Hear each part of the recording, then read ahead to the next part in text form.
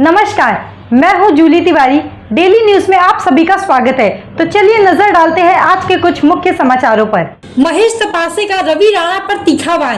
राणा की राजनीति सिर्फ दिखावा, जनता के लिए कुछ नहीं। राष्ट्रवादी कांग्रेस पार्टी शरद पवार गुट के मुख्य प्रवक्ता महेश तपासे ने निर्दलीय विधायक रवि राणा पर तीखा हमला बोलते हुए कहा है कि उनकी राजनीति सिर्फ दिखावे और प्रचार के लिए है, जबकि जनता के लिए उनके पास कोई ठोस योजना नहीं है।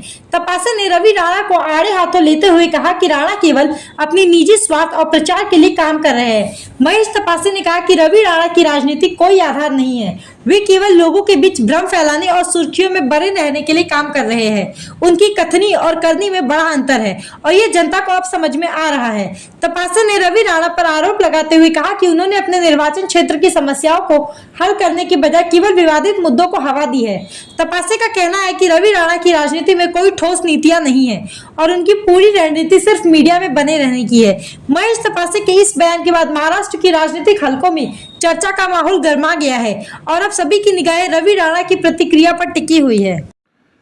भारतीय जनता पार्टी समर्थक आमदार रवी राणा यांनी वक्तव्य केलं की मला जर मतदान केलं नाही तर लाडली बहीण योजनेतनं दिलेले 1500 रुपये मी परत घेणार। रवी राणाजी, हे पैसे तुम्ही देतायत का?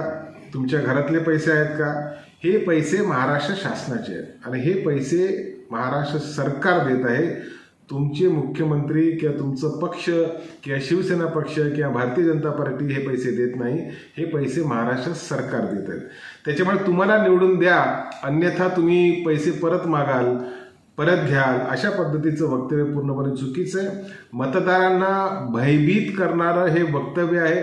मतदारांना चुकीच्या पद्धतीने राजकारणाच्या दृष्टिकोनातून मतदान मागण्यासाठी हे केलेलं वक्तव्य आहे। म्हणजे पैसे द्या, घ्या आणि मतदान करा, पैसे म्हणजे मतदान नाही केलं तर पैसे परत घेऊ, अशा पद्धतीचं वक्तव्य मला वाटतं ह्याची दखल निवडणूक आयोगाने घेण्याची आवश्यकता है।